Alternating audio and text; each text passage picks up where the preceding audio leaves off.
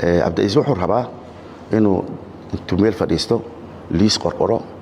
xildhibaano diyaarsada inuu yiraahdo oo ku dhawaaqo waxaa kalaan hubsaday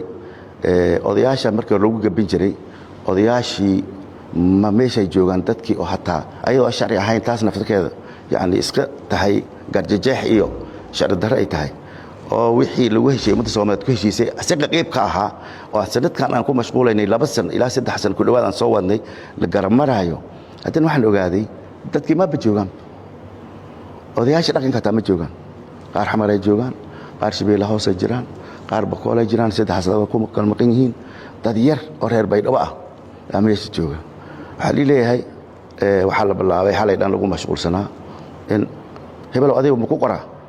hebel liiskan bilaabay adiga ma ku qoraa dadka qaar igor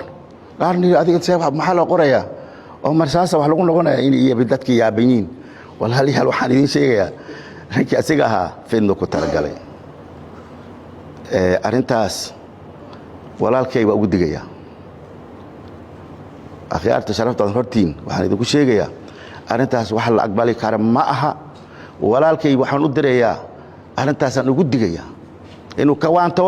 meel ka fadhiisto dadka kala mid yahay boqol kale qoro asna meel ku qoro 9 qoro mid kale 80 soo qoro masaasa wax lagu noqonayaa wixii Cabdicis qoro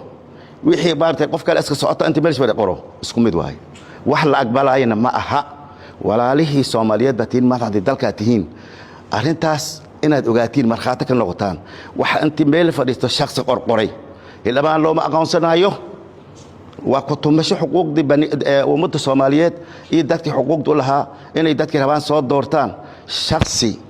meel badan la isku dayay waa lagu khasaaray waa ka duwan tahay wal meeshan meedii kale waa ka duwan tahay meel taladeed hal qof joogto ma aha marka walaalayaal taasna waxaan hortiin ugu sheegayaa inaad ma aragtay